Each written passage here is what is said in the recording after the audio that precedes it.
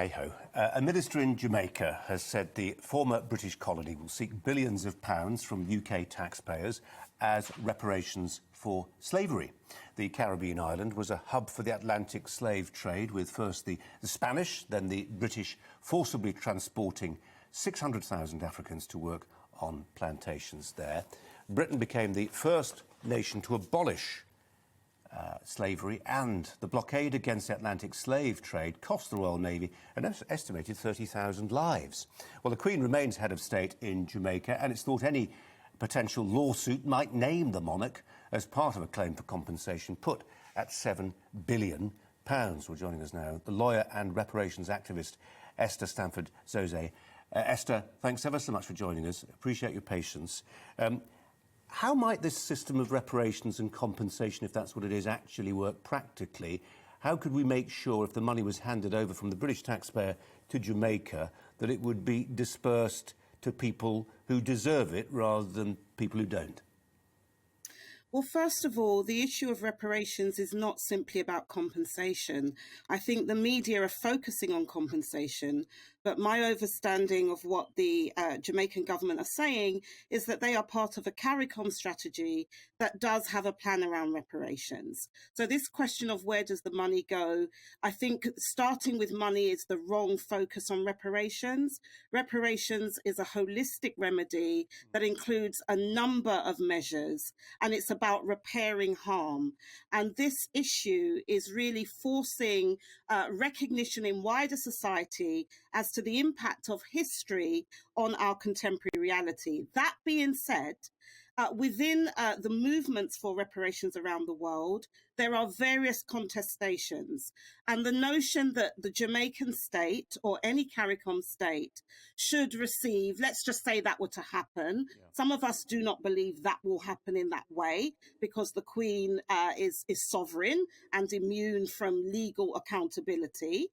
But anyway, should there be some acknowledgement on the part of the head of state and the British government, there is a view amongst many of us that seeing this as being about governments is based on an antiquated, old-fashioned sense of international law, of the law of nations or states, when actually the right to reparation and a remedy is based on recognition of the harm that is caused to people.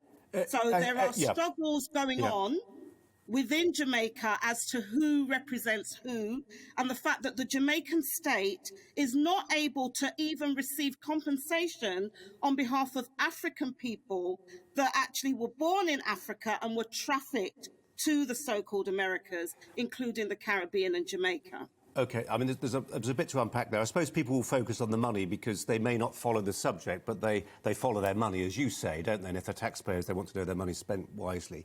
What do you say to a couple of things? What do you say to those people who say, well, look, I'm a poor Brit. I don't feel I've been a beneficiary of the slave trade to any jot or in any respect. And further, they say this idea that seems to be constructed before them now, that somehow the relative success of this tiny island nation is on the back of slaves, ignores vast swathes of British history, from the common law through to the Industrial Revolution, Newtonian physics, Shakespeare. I could go on, but I don't need to. You understand what I'm saying, don't you? That people just feel that the whole success of this country that's produced more Nobel Prize winners per capita than any other country seems to have that success now somehow credited to slavery, and they just don't feel they feel guilty about slavery, but they just feel that's disproportionate. Well, I can understand why people in Britain and around the world of European heritage may feel that. And that is because everybody has been lied to and miseducated.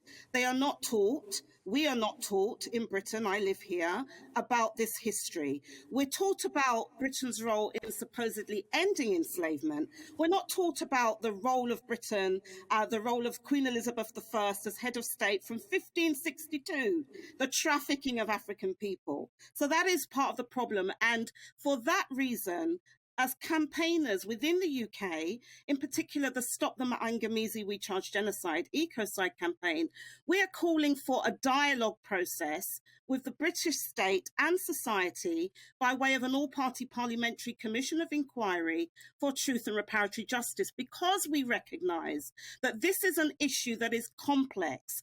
And many people who today might think, well, it wasn't me, I didn't enslave anybody, do not fully understand the role of enslavement in actually creating the Industrial Revolution. Okay. Some of the advances in Britain that you have spoken about can be attributed to the wealth that was extracted. There's quite a few of them that can't be as well.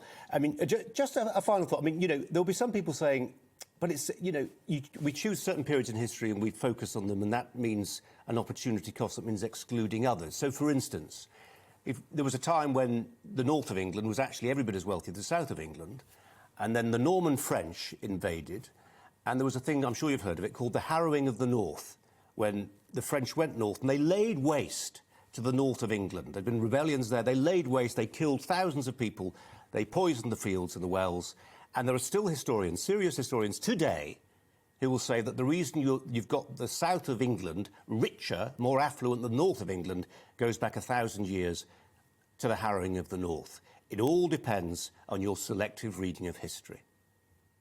So it's not about a selective reading of history. The claim for African people's reparations within the Caribbean and in Africa and across the world does not take away from those injustices that are domesticated here within the UK.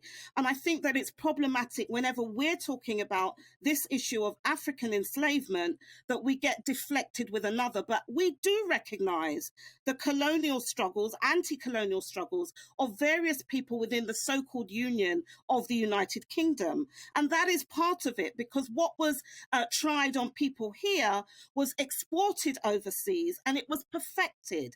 And I think that's why we need to see the interconnections of our various histories and recognise that the way forward is about repair, which is the true meaning of reparations. Okay, and Esther, just before you go, why is it a so?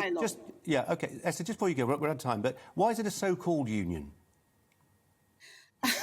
Come on, it is a so-called union. Let's talk about Northern Ireland. Let's talk about the fact that there is still an Irish liberation struggle. Let's look at the colonisation of the Welsh, who